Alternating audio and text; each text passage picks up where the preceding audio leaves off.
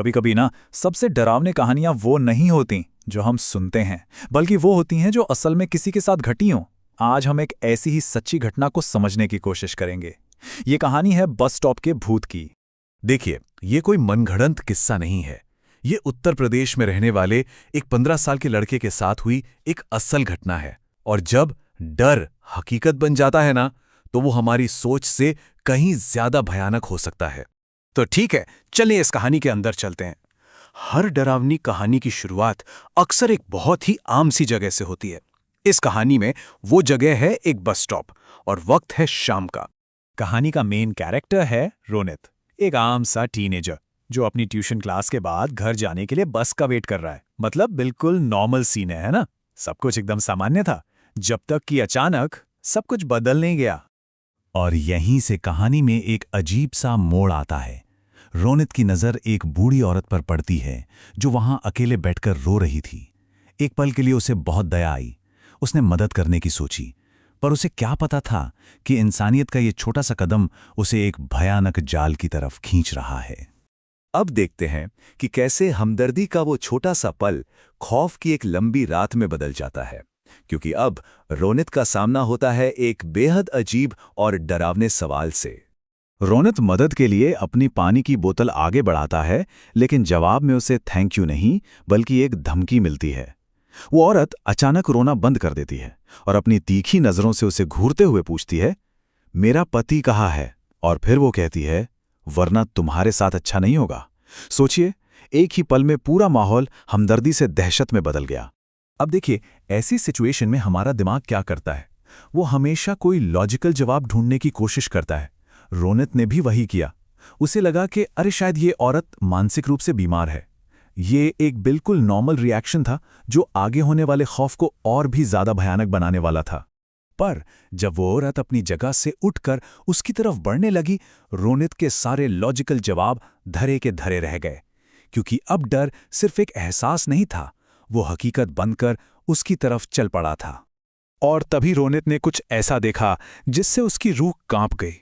उस औरत के पैर वो अजीब तरह से पीछे की तरफ मुड़े हुए थे, जैसे किसी भयानक एक्सीडेंट में टूट गए हों। ये पहला इशारा था कि वो किसी इंसान से नहीं बल्कि किसी और ही चीज से बात कर रहा था। और फिर वो आखिरी चीज जिसने सारे शक यकीन में बदल दिए। वो औरत चल नहीं रही थी, वो जमीन से कुछ इंच ऊपर हवा में तैर रही थी। बस यही वो पल था जब रोनित को समझ आया कि वो किसी भूत के सामने खड़ा है। उसने बोतल वहीं फेंकी और अपनी जान बचाने के लिए अंधाधुंध भागा। रोनित भागकर घर तो पहुंच गया, पर क्या खौफ बस स्टॉप पर ही छूट गया था? नहीं। कहानी का सबसे डरावना हिस्सा तो अब शुरू होता है, जब डर दरवाजे पर दस्तक नहीं देता बल्कि सीधे आपके बिस्तर तक पहुंच जाता है। रात के ठीक 2 बजे रोनित की नींद किसी के जोर जोर से रोने की आवाज से खुलती है। वो आंखें मलता हुआ उठता है और जो देखता है उससे उसके होश उड़ जाते हैं। बस स्टॉप वाली वही औरत उसके बिस्तर पे बैठी थी।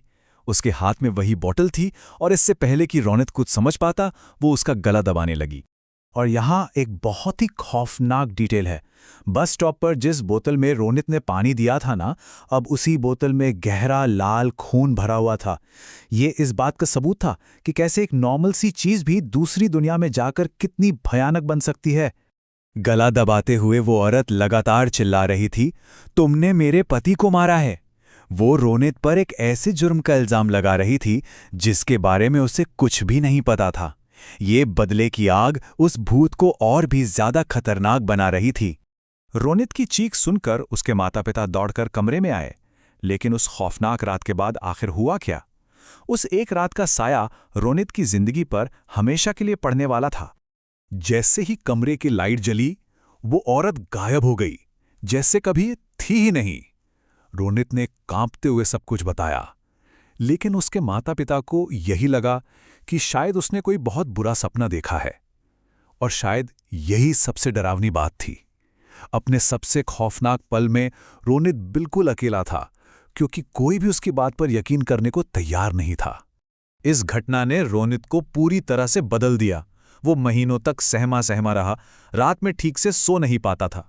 उसने अपनी ट्यूशन छोड़ दी और कसम खा ली कि वो उस बस स्टॉप वाले रास्ते से दोबारा कभी नहीं गुजरेगा।